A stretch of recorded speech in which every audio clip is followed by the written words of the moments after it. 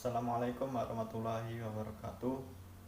Saya Wira Budi Sumekti, NIM 180860058. Saya akan membuat video presentasi tentang administrasi sarana dan prasarana.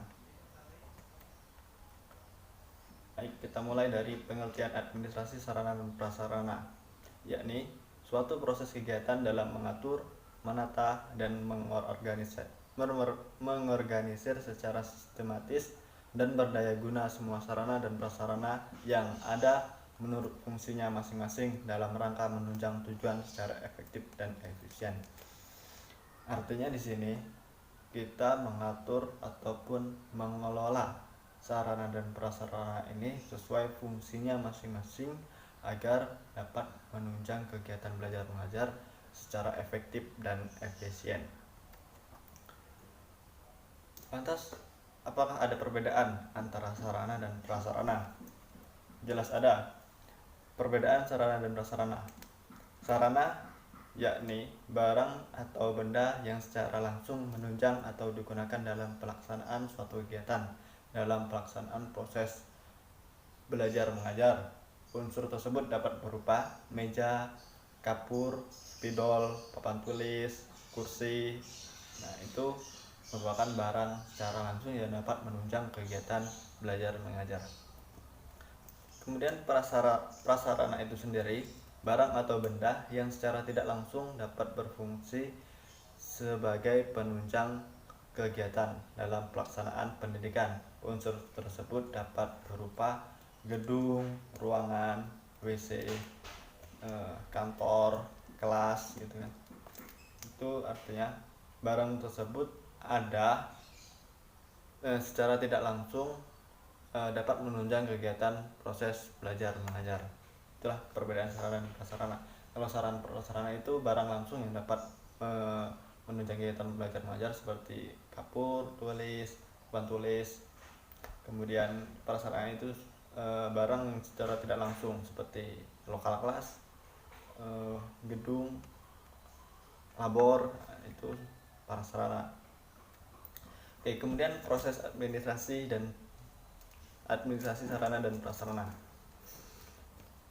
Prosesnya dimulai dari menganalisis dan menyusun rencana kebutuhan. Jadi sebelum yang paling pertama itu yakni menganalisis ataupun menyusun kebutuhan apa saja yang dibutuhkan dalam proses belajar mengajar. Kemudian setelah menganalisis bagaimana cara pengadaan sarana dan prasarana itu sendiri.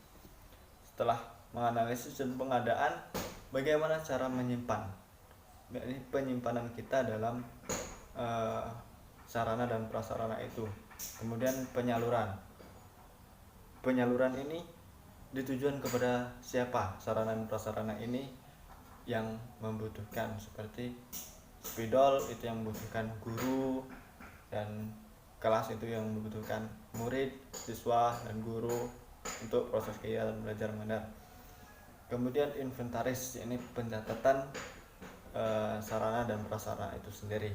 Kemudian pemeliharaan, setelah ada jelas barang itu ada, cara penyimpanannya gimana, kemudian ditujukan kepada siapa barang tersebut ataupun sarana prasarana itu, bagaimana cara kita atau mengelola sarana dan prasarana itu tetap terpelihara. Kemudian penghapusan, bagaimana cara penghapusan sarana dan prasarana tersebut. Kemudian yang terakhir ada pengawasan sarana dan prasarana. Selanjutnya, peran guru dalam administrasi sarana dan prasarana. Yang pertama, guru berperan dalam proses analisis kebutuhan sehingga sarana yang dibutuhkan oleh guru dapat disediakan oleh sekolah memperhatikan. Yang kedua, guru berperan dalam proses penyimpanan sarana dan pemeliharaannya. Guru juga berperan dalam proses pengawasan terhadap sarana dan prasarana, dan guru juga berperan dalam pemeliharaan. Mungkin itulah presentasi dari saya. Kurang dan lebihnya mohon maaf. Jika ada kekurangan, saya mohon maaf. Kepada Allah sama-sama mohon ampun. Saya akhiri billahi taufiq wal hidayah. Wassalamualaikum warahmatullahi wabarakatuh.